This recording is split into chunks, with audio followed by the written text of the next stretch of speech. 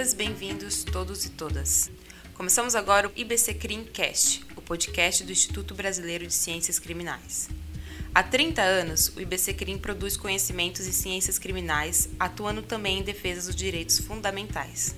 Não por acaso iniciamos com o tema do Dia Internacional da Mulher. Começamos com mulheres que estão ajudando a mudar a história da participação feminina e negra no Instituto e na advocacia. Olá, eu sou Naná de Souza. Este é o IBC Crim Cast. 3 integrantes do IBC Crim estão na linha de frente do primeiro Conselho de Diversidade da história do IBC Crim. Esther Rufino, primeira mulher negra a integrar a diretoria do IBC Crim e diretora estatuária.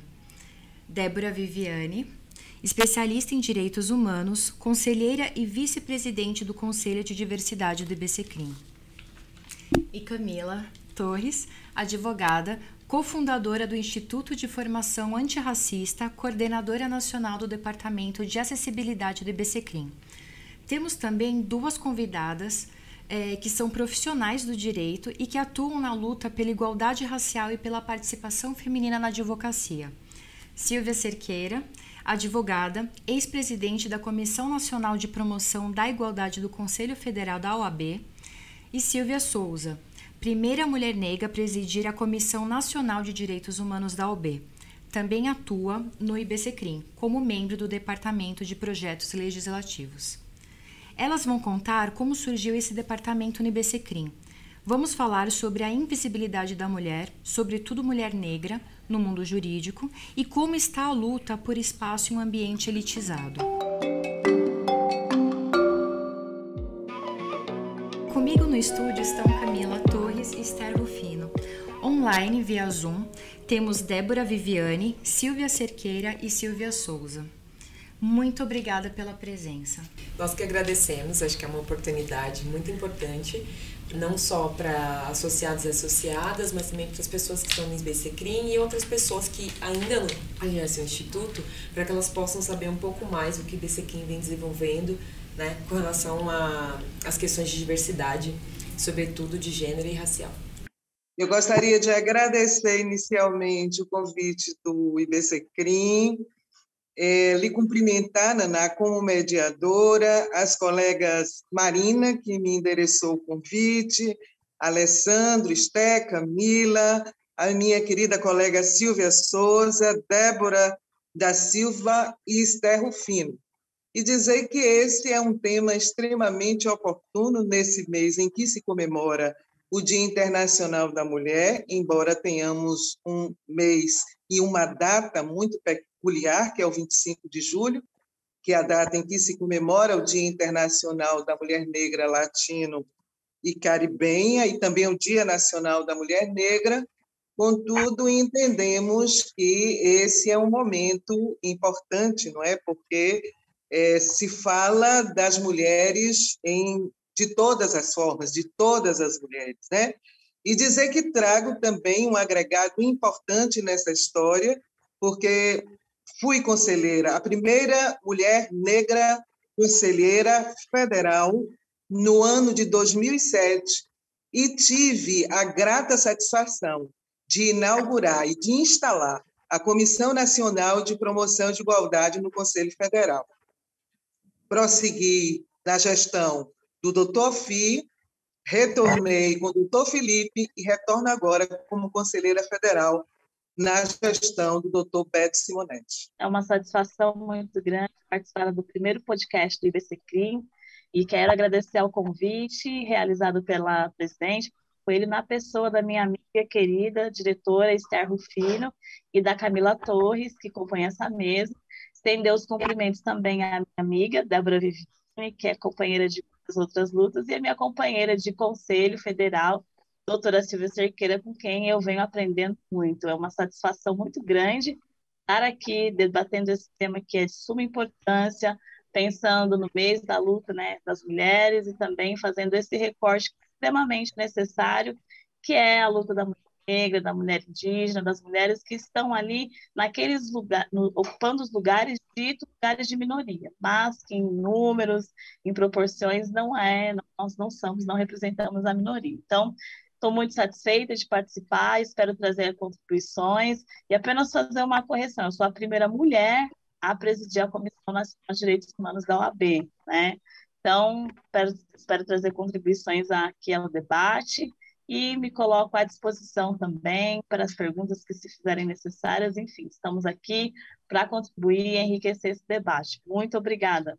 Quero cumprimentar a mesa, Camila Torres, Esther Rufino, a doutora Silvia Cerqueira, Silva Souza, que é minha companheira e amiga de luta aí, de muitas batalhas que a gente trabalha em conjunto, e gostaria de agradecer o convite da Marina para fazer parte do Conselho de Diversidade. Eu estou na construção desse Conselho de Diversidade desde o primeiro dia da gestão, estou como vice-presidente do Conselho de Diversidade, junto com os demais conselheiros e com a presidenta Clarice, também, do Conselho de Diversidade. E é uma honra inaugurar esse podcast sobre o tema mulheres. Estamos com grandes mulheres que representam a advocacia criminal, a advocacia negra, a advocacia racial aqui presentes conosco, e é um prazer, e agradeço a Marina pelo convite, tanto para fazer parte do Conselho de Diversidade, tanto também para inaugurar esse podcast. Espero que vocês gostem. É com muita alegria agradecer, né, por esse primeiro podcast que adentra conosco, né, um dos maiores consultoria do mercado, a consultoria Avocar, presente agora conosco no IBCCRIM como parceira, que isso nos alegra de sermos o primeiro podcast aqui da instituição. Para os associados e associadas, mais uma vez apresentando, sou a ativista Esther Rufino, junto com todas as ativistas aqui, mas esse experimento junto à diretoria estatuária, na mesa de decisões, e sempre louvar e agradecer ao IBCCRIM por essa iniciativa, na pessoa da presidenta Maria Coelho, que desafiou a nos colocar representando a sociedade, que ainda o Estado chama-se de minorias, né? Mas nós vamos sempre melhorando, que somos a maioria nesse país. Então, é um prazer enormes, e acredito que esse debate também agradecer o momento histórico dessa instituição IBCCRIM, que também amplia as nossas participações na sua visibilidade, colocando o 8 de março, Dia da Mulher, como um todo, né? E sim trazer o tema, então, da mulher negra dentro desses ciências criminais. Então, agradecer a todos de uma forma alegre e feliz que estamos aqui. Então, para começar, vamos falar sobre a diretoria criada e também a criação do Conselho, né, de Diversidade que surgiu nessa última gestão. Então, Esther, primeiro você. Você é a primeira mulher negra a integrar a diretoria do IBCCRIM. Fale sobre essa mudança. Com 30 anos de IBCCRIM, que fará no mês de outubro, né, de 2022, os seus 29 anos, ainda assim, com todos os seus avanços, não tinha no seu corpo de estatuária, que são os diretores de diretoria, pessoas negras, né, na pessoa de ou homens ou mulheres negras. E essa gestão, esse biênio 2021-2022, já na sua campanha, na pessoa da presidenta Marina Coelho, atendeu pelo pedido de muitos movimentos, muitos pedidos do movimento negro social brasileiro. E na pessoa, então, da Educafra, a entidade que lutou, é uma entidade que avança com seus advogados negros e negras, trazendo a visibilidade. Hoje, se a doutora Silvia Souza está nesse espaço, a doutora Siqueira muito também colocar, é uma luta de movimento negro por mais de 40 anos. Na atuação política da campanha, a querida presidenta Marina hoje, que atua, ganha a chapa, mas antes ela deixou-se na ata que atenderia pelo pedido dos movimentos, dizendo que das lutas internas do IBCCRIM para que isso houvesse. Então, outras gestões também já vinham lutando nas gestões passadas, eu mesmo presente como adjunta acompanhei esse processo. E consumou-se no dia 25 de março de 2021 a mudança estatuária, colocando nessa diretoria historicamente de instituições brasileiras, um instituto tão renomadíssimo como o Instituto IBCCRIM, que eu visto e vou vou levar para a vida esse momento, esse lugar chamado Ciências Criminais, por todos os renomados diretores, professores, inúmeros associados que têm prazer de fazer parte desse instituto, embora houvesse alguns desafios, mas, contudo, unanimemente aprovou os 20%, que é uma lei no país pelas cotas raciais. Quando se bateu o martelo, 25 de março, aprovando, então a mesma gestão de decisões aprova essa entrada dos 20%, com a mudança estatuária, logo ali na frente, convida-se esses diretores, os 20%, contando-se os diretores nacional, viríamos em 3 diretores. Então, sou eu a primeira mulher negra, Esther Rufino, né? Eu também acompanho pela primeira vez como diretora. Aliás, eu venho como empregada doméstica, sou bolsista pela entidade do CAFRO, me formo em Direito, na formação de Direito, e a minha primeira atuação ela já se dá aqui no IBCCRIM. E também louvar os meus 2 diretores, o Dr. Vinícius Assunção e o Leonardo Palozzi, que compõem esses 20% de diretoria. Muito obrigada. Débora, você e a Esther participaram da criação do Conselho. Fale sobre esse movimento. Eu e a Esther, nós participamos da criação do Conselho desde o primeiro dia de campanha da presidenta Marina, da chapa dela. Eu recebi o convite através da Esther, que a presidenta Marina precisava trazer diversidade para o IBCCRIM, né? Trazer a diversidade como representatividade. Então, ela elegeu alguns membros, referências do movimento negro nesse quesito. A EduCaf foi convidada para fazer parte do Conselho de Diversidade do IBCCRIM. E eu, na pessoa, representando a EduCafro, eu fui incumbida na missão de criar o Conselho de Diversidade junto com a diretoria do IBCCRIM, junto com a presidenta Marina, e das escolhas também dos conselheiros. Então, foi feito durante os primeiros meses de gestão, os primeiros 90 dias, a criação do regimento interno do Conselho de Diversidade, da qual eu fiz parte, os demais conselheiros também fizeram parte na construção do documento, e esse documento passou por aprovação pela diretoria, e posteriormente, no final do ano, o Conselho de Diversidade, ele fez um planejamento estratégico também, que foi apresentado também para o IBCCRIM, e o objetivo do Conselho, ele exatamente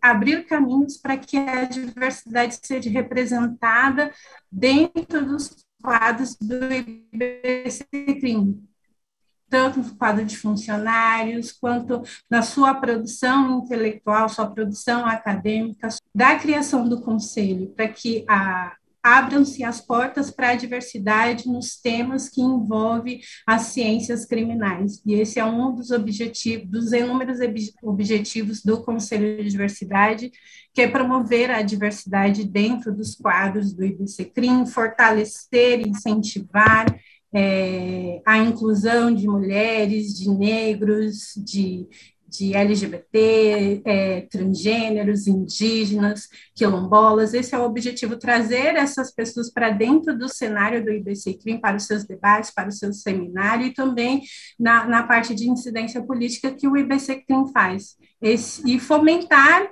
ao longo da gestão, essas políticas de inclusão da diversidade no IBCCRIM. Esse é um dos nossos objetivos, e por isso a gente criou esse planejamento para que, ao longo de toda a gestão, a gente fique acompanhando todo o quadro de desenvolvimento, de ampliação da diversidade e ampliação do debate da diversidade dentro do IBCCRIM. Essa é a proposta, é isso que nós, como conselheiros, almejamos, né, para que o IBCCRIM tenha esse avanço no quesito de representatividade, para que haja uma mudança realmente efetiva na postura de o IBCCRIM representar a diversidade de uma maneira mais ampla, que ele já vem fazendo, mas o objetivo de ter o conselho é ter essa escuta cuidadosa, né, sobre questões relativas à diversidade que nos tocam e nos atravessam. E Camila, o que o Departamento de Acessibilidade desenvolve? É muito legal também falar sobre o Departamento de Acessibilidade. Ele já existia no Instituto, só que o nome antes era Departamento de Bolsas e Cursos. E aí na gestão da Marina, a mudança do nome Acessibilidade tem exatamente a ver com o que a gente pretende para esse departamento, que é a ideia de trazer a diversidade de forma proporcional e representativa, então para que as pessoas possam acessar o Instituto, para que ele esteja efetivamente aberto, não só na estrutura, como a Débora mencionou, também de funcionários, mas existe todo um movimento para que as pessoas que são associadas ou não ao Instituto possam acessar o conhecimento que ele produz. E aí, o que a gente faz? O departamento, uma das primeiras coisas que nós fizemos é uma política de inclusão associativa. Essa política já existia, mas é que, como a gente comentou aqui um pouquinho antes, nós somos voluntárias no Instituto. O Instituto tem funcionários, mas nós trabalhamos de maneira voluntária.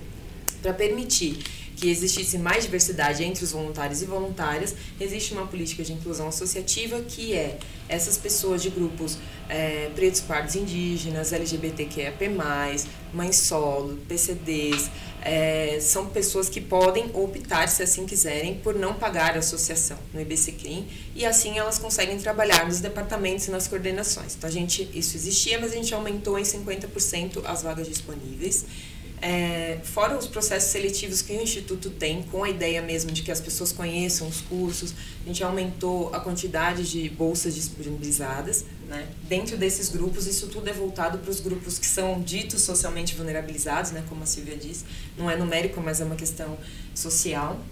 Um outro ponto bacana que a gente trouxe nessa gestão foi um patrocínio para que esses adjuntos e adjuntas pudessem participar do Seminário Internacional do IBCCRIM, que é um evento que estava na 27ª edição. É um evento internacionalmente conhecido, que tem palestrantes de todo o mundo. A Esther, que foi, e os outros diretores, né, dos 20%, foi uma parceria que nós fizemos para trazer esse patrocínio, e aí conseguimos então que 51 adjuntos e adjuntas fizessem parte do seminário de maneira gratuita. Isso foi muito bacana, né, foi bem marcante, assim. Permitir que eles também participassem, não só estivessem ali trabalhando na estrutura. E uma outra coisa também que é muito legal é o projeto de mentoria.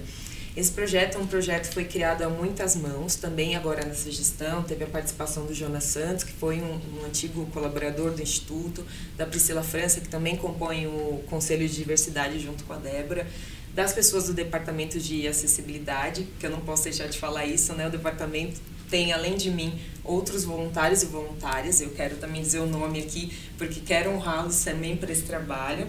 Então, nós temos 5 mulheres: a Luciana Dias, a Marina Inês, Marilene Jerônimo, a Simone Henrique está entrando com a gente agora esse ano, a Rosana Leques, o Luiz Otávio e o Rogério Costas, que são as pessoas que estão comigo fazendo esse trabalho, porque, embora sejam poucas a nossa abrangência nacional, tem muita coisa para a gente fazer. E aí, voltando à mentoria, o legal desse projeto é que ele foi pensado para pessoas que não são associadas ao Instituto. O público foram pessoas dos últimos anos da faculdade até 5 anos de formado, e é uma mentoria acadêmica e profissional.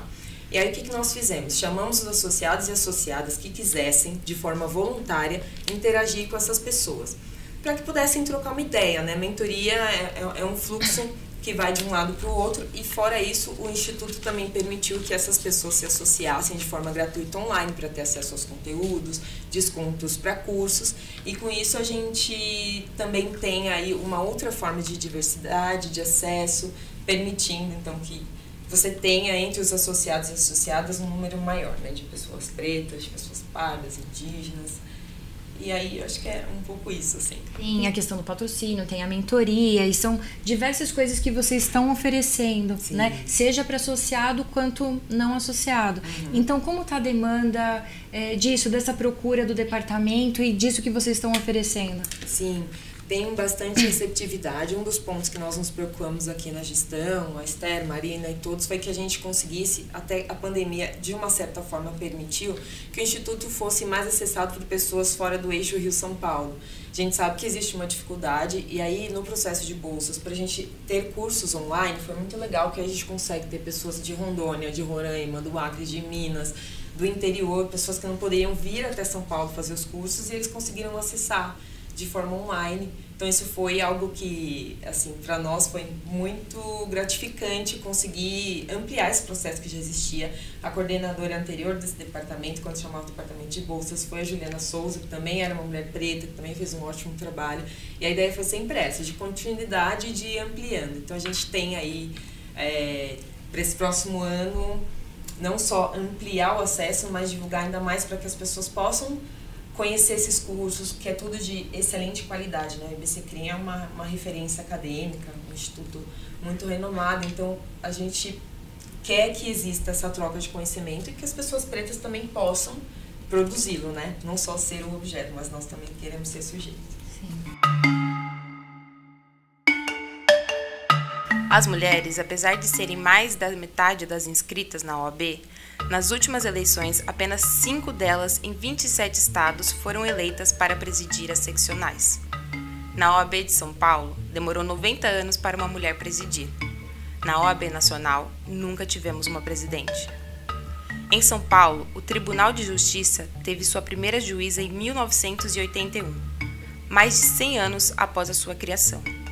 Em 2000, Ellen Grace foi a primeira ministra mulher do Supremo Tribunal Federal, presidindo a corte de 2006 a 2008.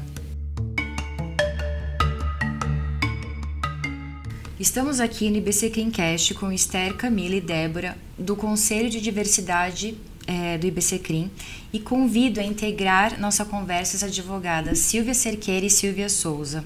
Vamos falar sobre o tema Invisibilidade da Mulher na Academia e nas Ciências Criminais.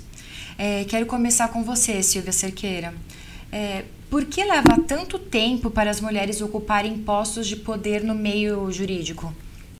Eu acredito que decorre muito em função do próprio ingresso do negro na sociedade brasileira. A forma como ele adentrou os espaços de poder, se é que a gente pode chamar de poder, foi de forma tardia, de maneira aviltante, porque o nosso ingresso se deu de forma através da escravização de pessoas, e isso, evidentemente, vem repercutindo, né, desde o processo de escravização, desde o nosso sequestro lá da nossa terra-mãe, África, né, desde lá que esse processo vem se dando de uma forma extremamente desigual, de uma forma preconceituosa e discriminatória, fazendo com que essa repercussão se desse agora. Eu exemplifico com a nossa Ordem dos Advogados. Você imagine, quando ingressamos no Conselho Federal, no ano de 2007, nós fomos a única naquele espaço ocupado por 81 conselheiros. E, pasmem, éramos 5 mulheres e todo o resto da composição do conselho era de homens.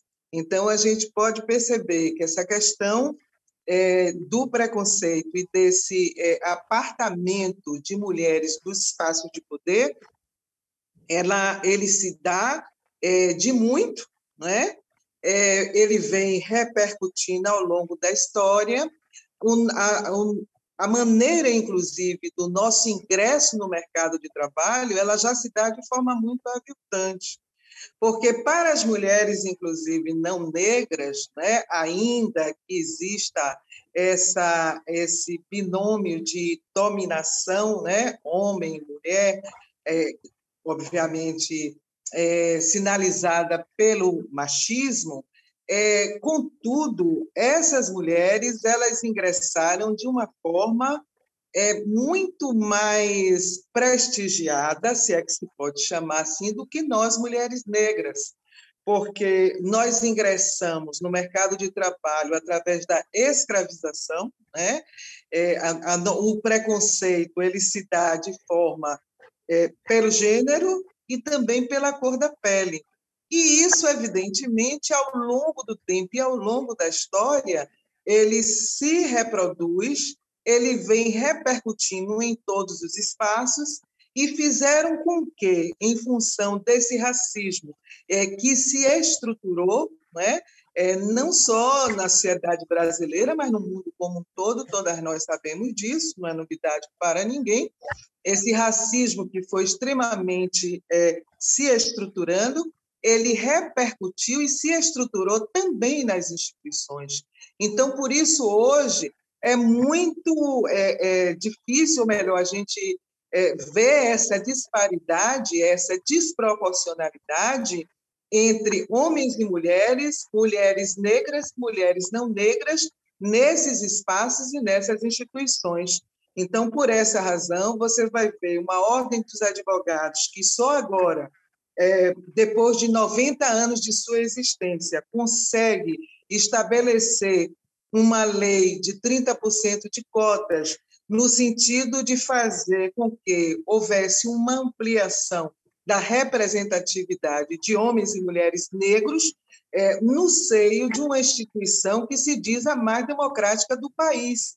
Mas até lá a coisa se dá assim. E isso não é diferente no Judiciário, no Ministério Público. Assim, a coisa ela vem decorrendo dessa defasagem que a gente já encontra desde o início dos tempos, que vem se repercutindo. Agora cabe a nós, e é por isso que eu fico muito feliz em ver uma mesa como essa, e parabenizo a presidenta Marina, mais uma vez, por essa iniciativa brilhante, não é?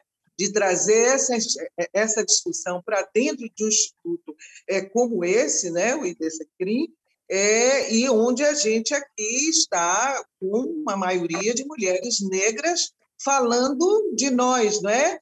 Tudo de nós com nós. Né? Então, esse é o melhor formato da gente discutir, da gente entender, né? E eu fico feliz por ser o IBCCRIM, que nasce com uma história bem interessante após aquela chacina terrível do Carandiru, e que aqui, viu, minhas companheiras, aqui há uma semana, mais ou menos, não sei nem se tem 8 dias, aqui a gente ainda está vivenciando, aqui no estado da Bahia também, né?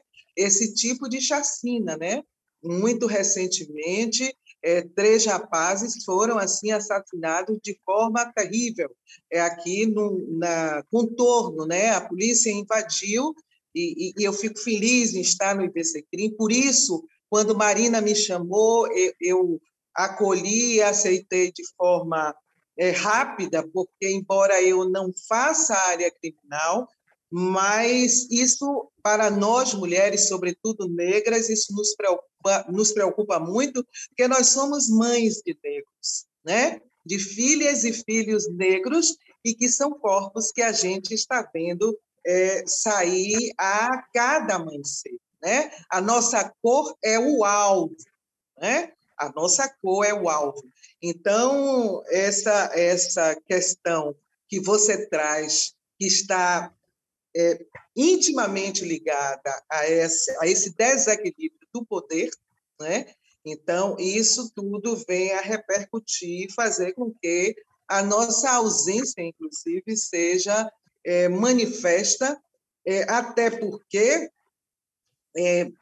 fica muito mais fácil, né, você ter as sentenças racializadas quando você, por exemplo, não tem um magistrado que tenha passado por um curso como nós instalamos agora na ESA, de diversidade étnico-racial, para compreender toda a nossa história e, a partir daí, entender como todos os sistemas nos excluem, inclusive o penal, né? Que eu não sou a pessoa mais indicada, porque eu não sou criminalista, mas por conta do nosso ativismo, a gente vem acompanhando.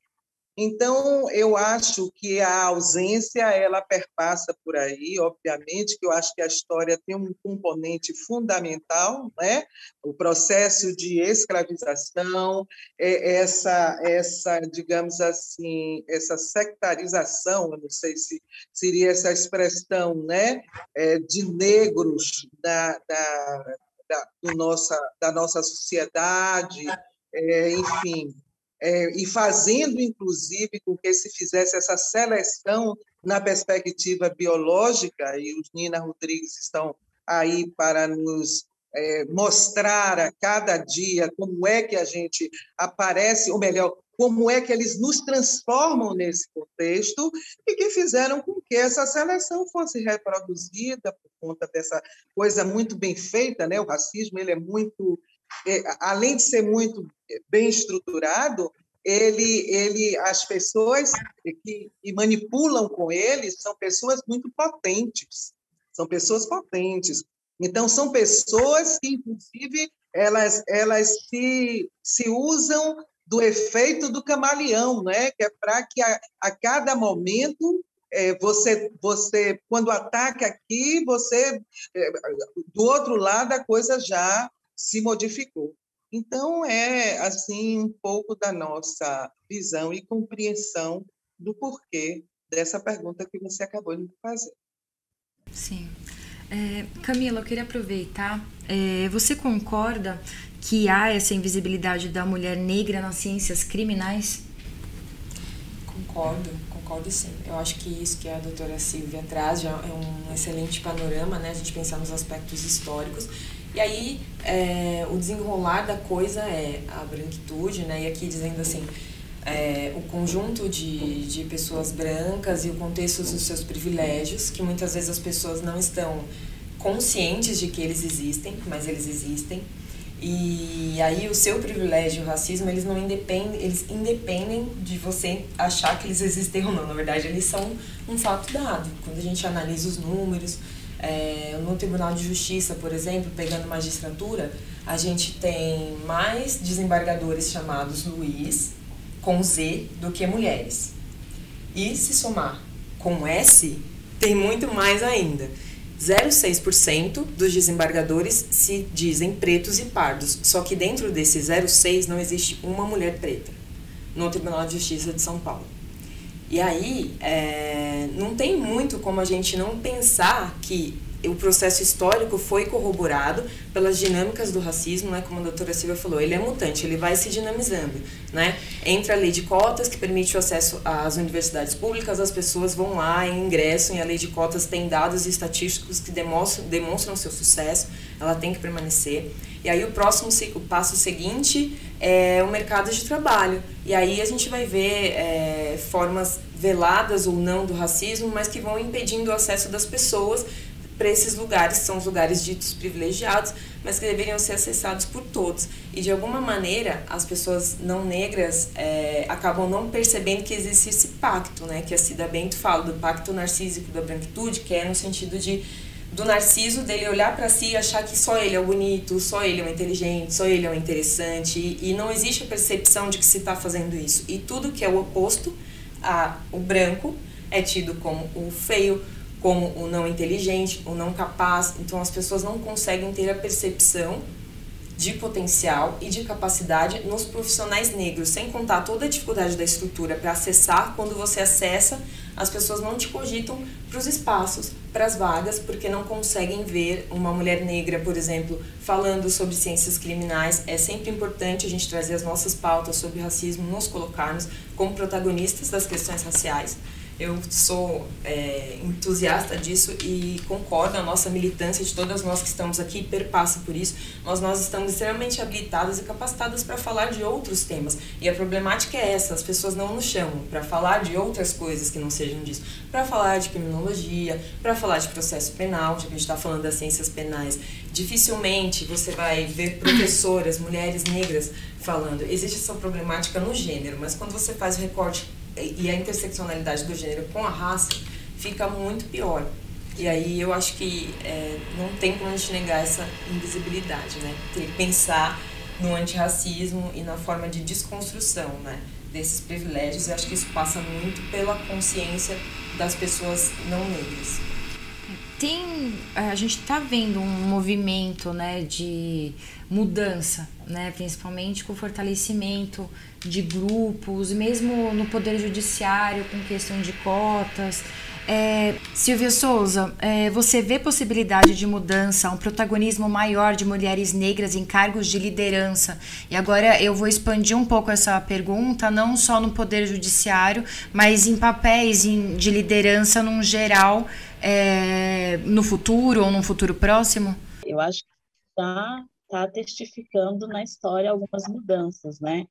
A doutora Silvia Cerqueira foi a primeira mulher negra a ser conselheira federal e relatou que foram 5 mulheres em 2007 num universo de 81 conselheiros.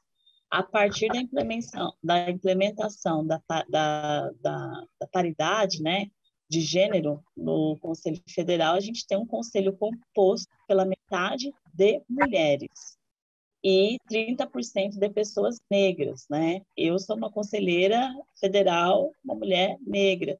E isso é um trabalho esse é resultado de um trabalho que foi construído, que teve além da nossa ancestralidade, tiveram mulheres como a doutora Silvia e outras mulheres à frente abrindo portas. E eu acredito, espero que esse trabalho, né, de paridade de gênero, de cotas raciais principalmente, se expandam cada vez mais. A gente que vem do movimento da militância acompanhou toda a construção das cotas raciais, das cotas sociais, primeiro em 2005, né, com o ProUni,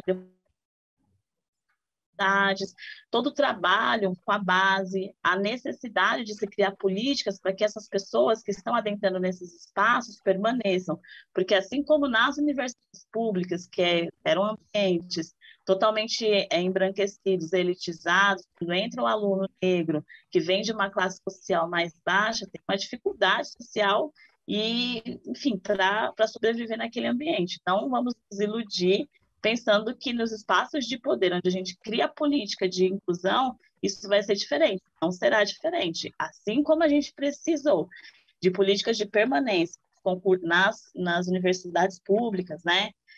Nos ambientes de concursos públicos, a gente precisa também nesses espaços que estão adotando essas políticas.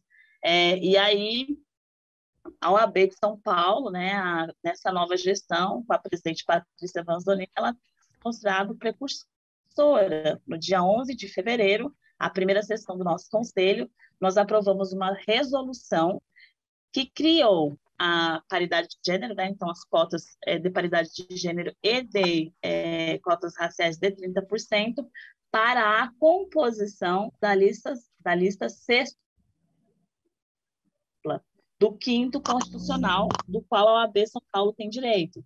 Então, todos os tribunais, né, onde a OAB tem ali o 5º constitucional que nos dá direito a ocupar vagas nos tribunais.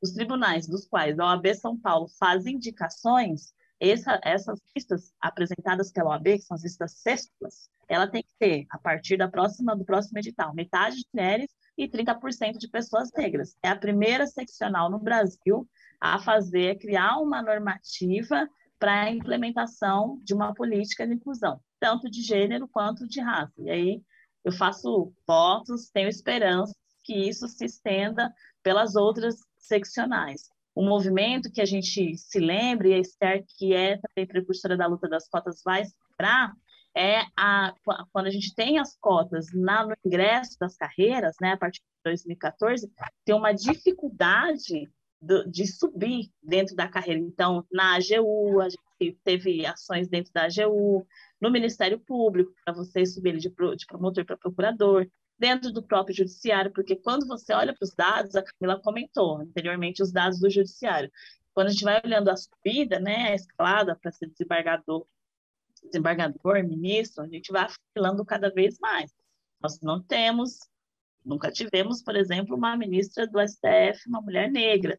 Espero que tenhamos, né? E é preciso que a gente faça esse recorte, né? Quando a gente pensa em paridade de gênero, que nós lembremos que as mulheres são plurais, são múltiplas, e a gente carrega conosco a interseccionalidade de outras discriminações. Para além da discriminação de gênero, como muito bem a doutora Silvia colocou, nós, mulheres negras, estamos sujeitas a outras discriminações, a social, aquelas que não provêm de uma família da elite, né, das grandes elites, a raça, que está estampada na nossa pele, na nossa cara, da qual a gente não foge, nem devemos fugir. Então, todas essas especificidades que nos transformam em grupos plurais devem ser consideradas quando a gente pensa numa política de igualdade.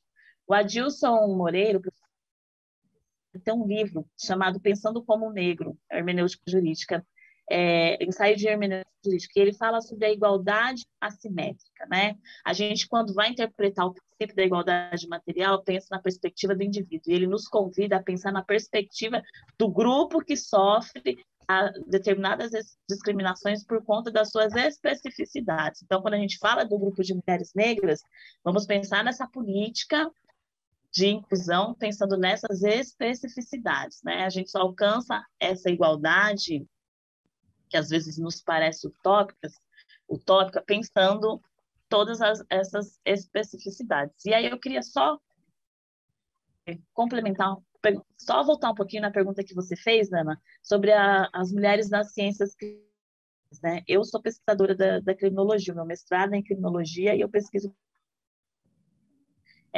política criminal com foco em segurança pública, né?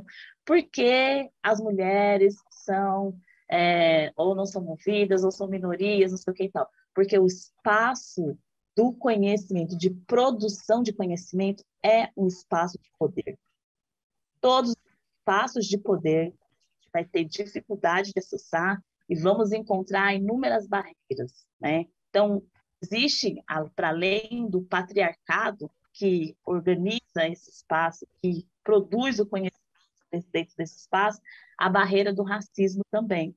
E a gente precisa buscar das universidades, das grandes universidades, que tem ali, por exemplo, na criminologia, na USP, que tem um centro de estudo de criminologia muito bom, enfim, reconhecido, na UNB, que é onde eu estudo, buscar desses lugares políticas para que as mulheres negras que estão sendo as vítimas, né, direto ou indiretamente, como a doutora Silvia citou, que aconteceu lá na Gamboa Baixa, na Bahia, aquelas que perderam seus filhos, possam estar ali trazendo a sua forma de produção de conhecimento, que é ancestral, que muitas vezes não se dá pela metodologia da academia, mas que não deixa de ser um conhecimento válido, que não deixa de ser um conhecimento que produz mudanças para a sociedade. Aí eu quero lembrar, com muito respeito, a minha querida amiga Débora Silva, fundadora do Grupo Mães de Maio, que está há mais de 16 anos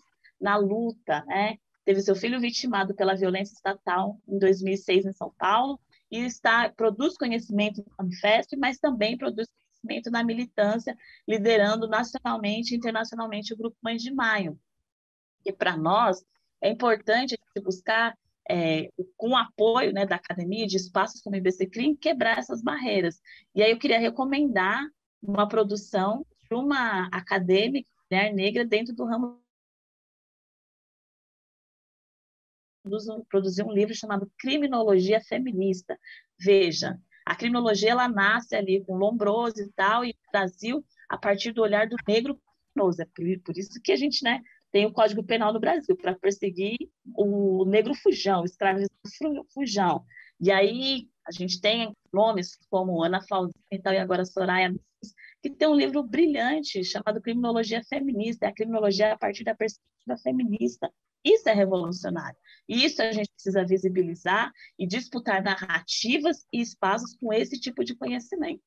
Então, existe uma barreira para a gente acessar esse espaço, mas nós que somos mulheres, guiadas pela ancestralidade, né, para além do conhecimento acadêmico, a gente é guiada pela nossa ancestralidade, temos estratégias para romper essas barreiras. Bom, de maneira geral, as mulheres estão em desvantagem em relação ao homem no mercado de trabalho. Pesquisa do IBGE de 2019 mostrou que elas ganham 22% menos que eles, ocupando exatamente os mesmos cargos. E isso eu estou falando de mulheres no geral, tá? Quanto mais alto é o cargo, maior a diferença. Nos postos gerenciais, essa diferença pode chegar a 38%. Vocês notam essa discrepância de valores também entre as operadoras de direito? Sim, e isso tudo tem relação com o que nós falamos, né? A grande estrutura patriarcal e racista que organiza a nossa vida em sociedade. No direito também, assim como em outras profissões, eu acho que isso é uma constante. O fato da mulher ser encarada como um sujeito, uma sujeita que tem menos valor social, que o seu conhecimento não é suficiente, e isso tem todo o lastro do patriarcado, do machismo e da branquitude. Não é incomum uma mulher negra estar fazendo uma sobre determinado tema, e o homem branco, que às vezes não tem a metade de caminho percorrido, que ela não tem a metade do caminho que ela percorreu na academia, ser a pessoa que vai ser ouvida, ou ser a pessoa que os demais, que os ouvintes querem ouvir, que vai receber o crédito da fala, né? Se a gente olhar para os currículos dos grandes escritórios, enfim, alguns advogados e advogadas, a gente vai ver que as mulheres estudam mais. Essa mesma pesquisa do IBGE vai demonstrar que as mulheres têm pelo menos, em média, 3, 4 anos a mais de estudo do que os homens, né? Você vai fazer um mestrado, vai fazer um doutorado, os caras vão fazer uma especialização e vão ganhar mais do que a gente. Infelizmente, o mercado de trabalho nos demonstra isso, né?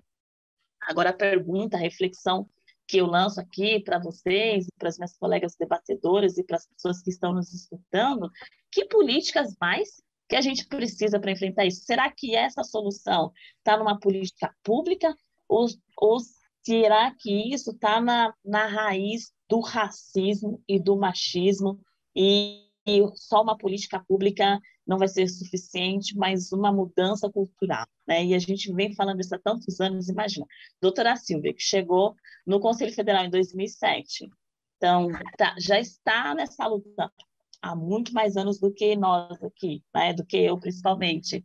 Já lutava naquela época contra isso. Nessa época, a gente estava aqui na União dos Estudantes lutando pelas cotas. Então, imagina o quantas estratégias a doutora Silvia já experienciou, já vivenciou para a gente encarar isso. Se a gente não tem na figura dos homens aliados nessa luta, que assumam, que reconheçam os seus privilégios, né, são oriundos do machismo, da branquitude, a gente não consegue romper essa barreira. É a mesma coisa do cenário lá no Conselho Federal. A gente tem hoje um conselho de metade de mulheres. Se na efetividade das ações, das atividades, dos lugares, né, disponíveis ali, das comissões, das bancadas onde a gente ocupa, né, doutora Silvia, se a gente não tem mulheres que vão ter a possibilidade de atuar produzindo mudança, teremos apenas um número e não, de fato, uma mudança. Né? A ideia de ter mais mulheres, de ter mais pessoas negras é que as nossas vivências possam implementar nessas estruturas mudanças. Então, eu fico muito pensando sobre isso, né? Quando a nossa luta também, de certa forma, está intrinsecamente ligada à posição dos homens de abrir, reconhecer os privilégios e realmente, não só no discurso, mas nas ações, abrir mão desses privilégios e cedendo os lugares.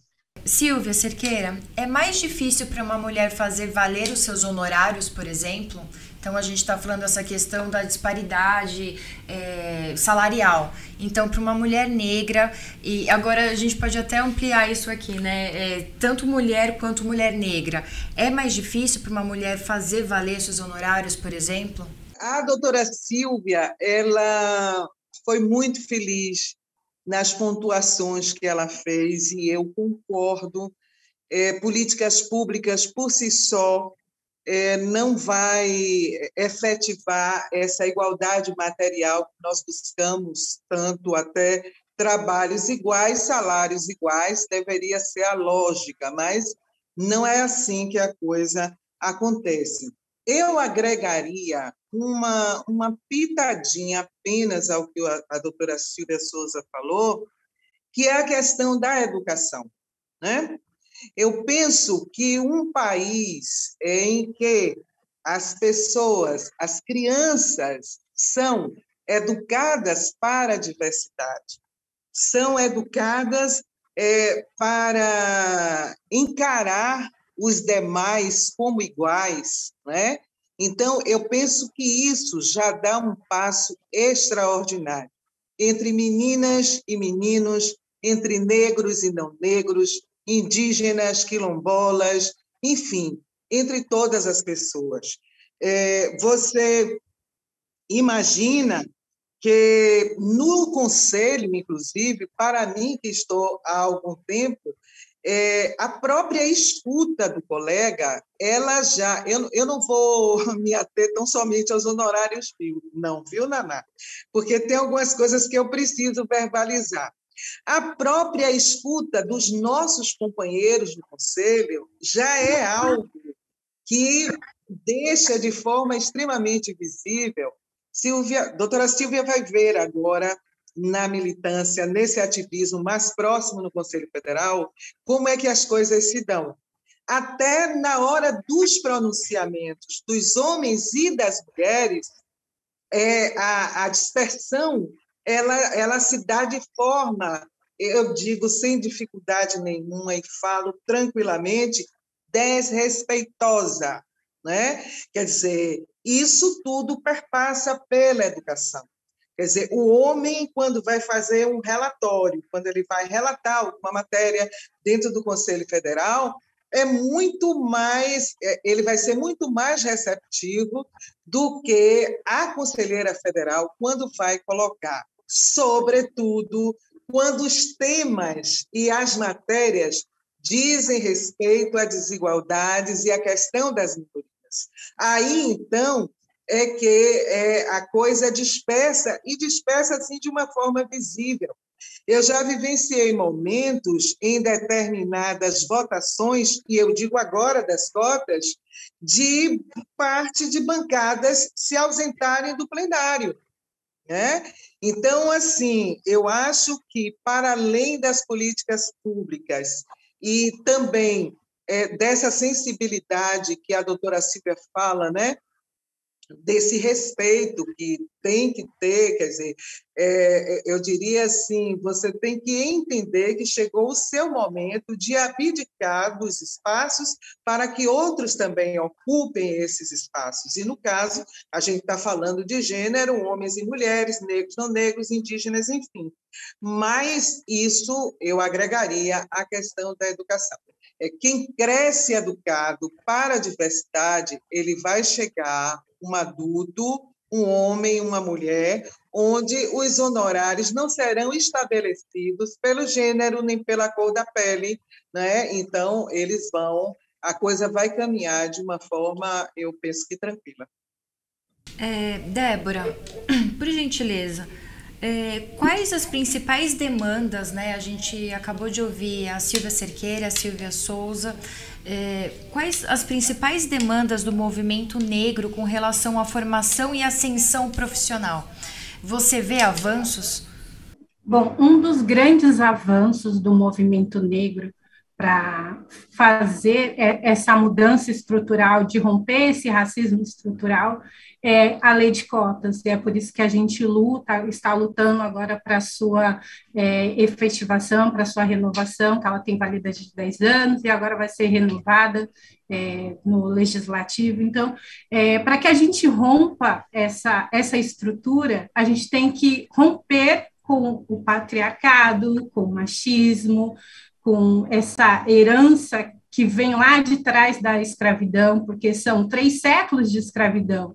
Então, as pessoas estão acostumadas a enxergar as pessoas negras não como pessoas que podem deter conhecimento, colocam as pessoas negras só no papel de servir, de submissão, não como uma pessoa que possa fazer contribuições intelectuais. Então, para a gente quebrar esse racismo estrutural, a gente precisa criar ações afirmativas, políticas públicas racial para combater esse aspecto cultural do Brasil, que é o machismo, que faz com que mulheres, e principalmente mulheres negras, recebam salários menores. Tem uma pesquisa do PNAD que mostra que 76% das mulheres recebem o salário dos homens, entendeu? Então, a mulher recebe muito menos em relação ao cargo que um homem ocupa, e mulher negra, menos ainda. Então, a gente tem que criar políticas de ações afirmativas, políticas raciais, para que a gente consiga igualar essas desigualdades, essas discrepâncias salariais, também essas discrepâncias no quadro do judiciário, que a gente vê que a gente só tem 2 ministras no STF, que a gente ainda não tem uma ministra negra, teve um ministro negro, mas a gente não tem uma mulher negra como ministro da Corte Suprema. Isso é fundamental, porque isso reflete, quando o judiciário reflete a sociedade que ele representa, a gente tem decisões mais diversas e mais plural. E a gente sai dessa condição, enquanto negro e mulher negra, de encabeçar as piores estatísticas do Brasil, da desigualdade, da fome, do desemprego. Isso a gente só vai conseguir com uma política de ação, de enfrentamento ao racismo. E para que o judiciário deixe de ser elitizado, para que o judiciário venha a ser representado por aquelas pessoas que estão faltando. A gente tem que olhar todo o Brasil, os seus representantes, tanto no legislativo, quanto no judiciário, quanto no executivo, a gente olhar como censo e ver quem está faltando lá. E criar política de ações afirmativas e cotas e também ações efetivas para combater e incluir essas pessoas que estão faltando lá. Tem que ter uma educação antirracista nas escolas, nos órgãos, nas instituições. A gente tem que ampliar o debate sobre a letalidade policial, sobre o encarceramento em massa, porque homens e mulheres negras ocupam essas estatísticas, as piores estatísticas de salário, de letalidade. A gente saiu dos navios negreiros e foi parar nos presídios, mudar essa mentalidade. Por isso, a dificuldade do Brasil de pagar de uma forma equivalente, igual a mulher e um homem branco, o salário de pessoas negras, porque teve de graça uma mão de obra. Então, existe essa dificuldade de remunerar de forma igual e equitativa as pessoas negras. Então, a gente tem que romper as estruturas do racismo dentro das instituições, dentro dos órgãos, dessa forma, com uma educação antirracista, e também essa mentalidade que é cultura do Brasil, de menosprezar as pessoas negras, de colocar as pessoas negras nesse papel de submissão. As pessoas negras, elas também detêm conhecimento, elas também detêm e fazem produções acadêmicas. Está aqui a doutora Silva Cerqueira, que está há anos à frente como conselheira da OAB, foi a primeira mulher negra a ser a conselheira da OAB, faz um trabalho excelentíssimo lá, e ela já mencionou aqui como é difícil, como mulher negra, nas assembleias, nas sessões ordinárias, você se colocar, que é constantemente silenciado. Então, para você fazer essa mudança estrutural, precisa dessa educação antirracista e as pessoas, a sociedade entender que essa luta, ela perpassa por todos, porque o racismo é um processo onde todas as pessoas são constituídas nesse processo de reprodução desse racismo. Então,